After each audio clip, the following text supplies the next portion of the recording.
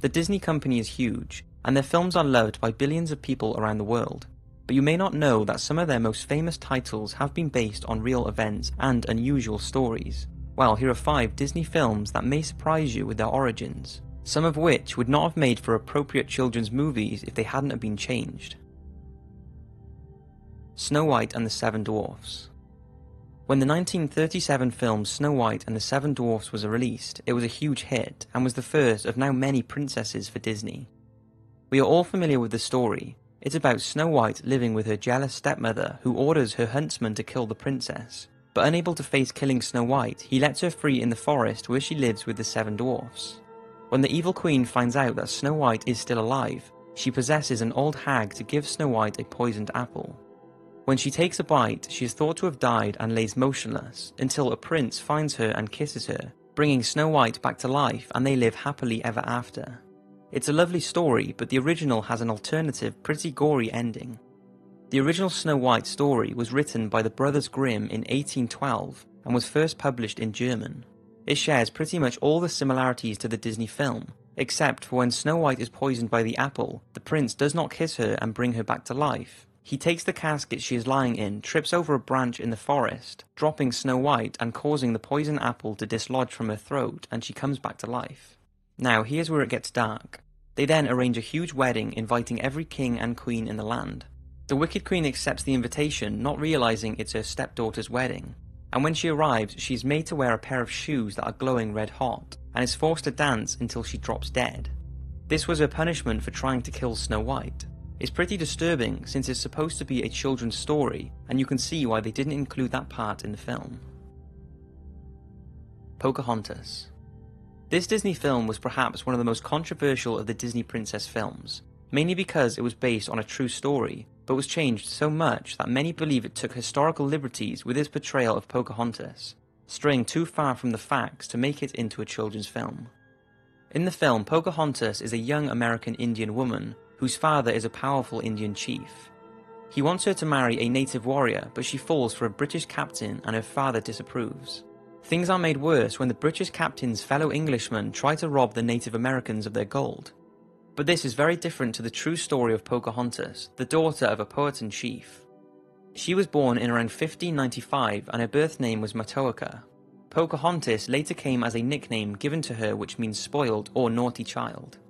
Pocahontas was part of a tribe located in Tidewater, Virginia, and her childhood would have seen the English arriving in search of the New World, which resulted in many clashes between the English and the native Indians. During this time, Captain Smith, an English soldier and explorer, was captured by Pocahontas' tribe and faced execution. This was when the then 10-year-old Matoaka threw herself at Captain Smith to stop him being executed. Now, it's unlikely there was any romance between the two like in the film, but young Matoaka was later captured by English settlers, and this is when she met tobacco planter John Rolfe. In order to secure her release, she agreed to marry him and was renamed Rebecca. This was also the first recorded marriage in history between a European man and a Native American woman. After 2 years of marriage, John Rolfe and Matoaka went to England, where Rolfe used his wife as a symbol of peace and goodwill between the English and Native Americans. It's thought that whilst in England, Matoaka ran into John Smith, the captain she saved from being executed, but she refused to speak and turned her back on him. Unfortunately for Pocahontas, whilst returning by ship back to Virginia, she became ill and was taken off the ship at Gravesend, England, where she sadly died at the age of 21. There was a lot of suspicion that her death was caused by poisoning, but this has never been confirmed. It's just crazy to think that when watching the film that it's loosely based on real historical events. In the 2010 Disney film Tangled, a story is told about a baby princess named Rapunzel who has magical healing powers. She is stolen from her crib by Mother Gothel and taken to a hidden tower where her golden magical hair grows incredibly long.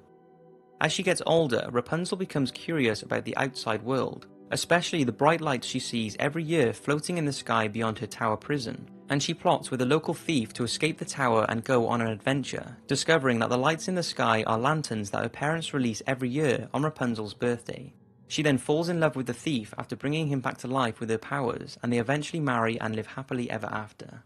That is the film version of the original, which is called Rapunzel. Rapunzel starts with a lonely couple who live next to an evil witch named Dame Gothel. The neighbour who is pregnant sees a Rapunzel plant in the witch's garden and asks her husband to steal it for her to eat. She enjoys it so much that she asks him to steal some more, but this time he is caught by Dame Gothel. He begs for his life and the evil witch agrees to let him go on the condition that he hands over their baby as soon as it's born. The witch takes the newborn baby, calls her Rapunzel and raises her as her own. Rapunzel grows up to have long golden hair, and when she reaches the age of 12, Dame Gothel locks her in a secret tower.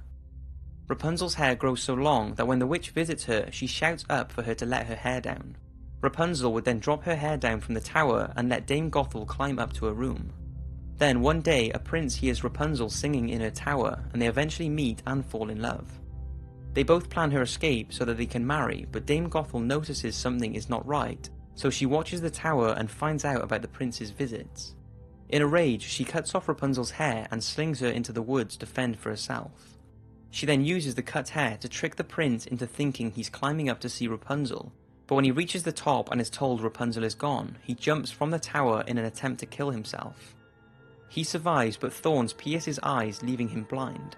For months he wanders aimlessly in the forest until one day he hears Rapunzel singing and is reunited with her, and she restores his sight. As for Dame Gothel, in a fit of anger, she has dropped the length of hair and is forever trapped in the tower to die. So, although the original has a good storyline, it's far different from the movie version, and wouldn't have really made for a good children's movie.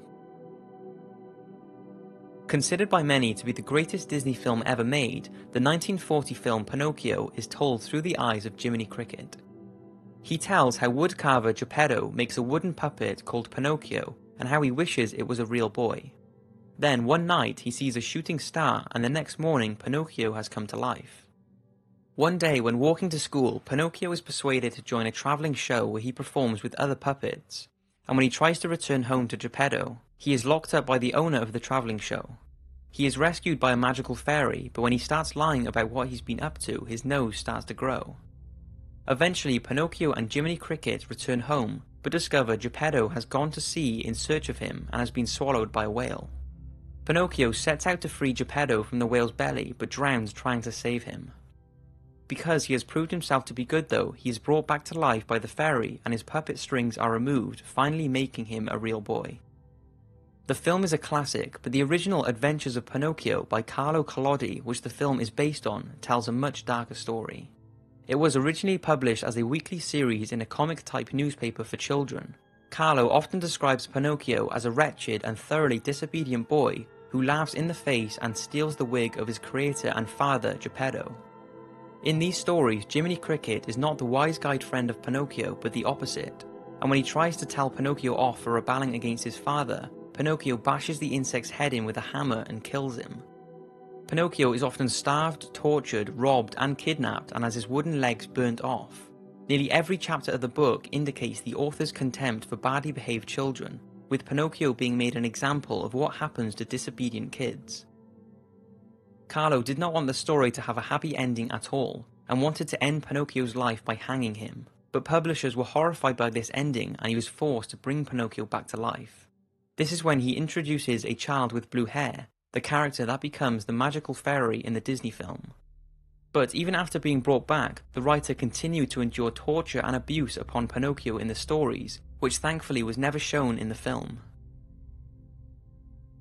Winnie the Pooh is a lovable teddy bear who was created by English author A.A. Milne and adapted by Disney into a series of short features that included Winnie the Pooh's friends Piglet, Eeyore, Kanga, Rabbit, Roo, Tigger, Owl, and the only human character Christopher Robin.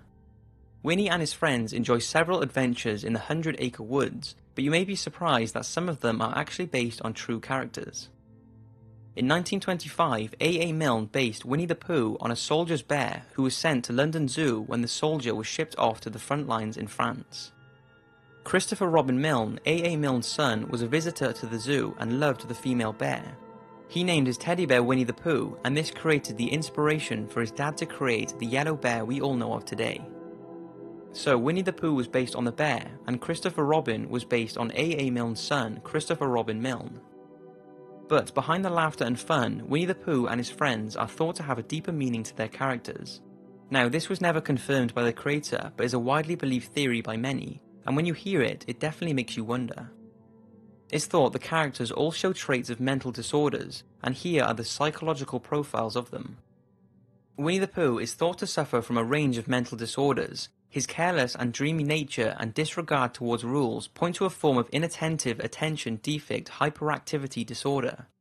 Also, his obsession with honey and willingness to risk everything to get it indicates to some he is suffering from impulsivity with obsessive fixations. Piglet is thought to suffer from generalized anxiety disorder.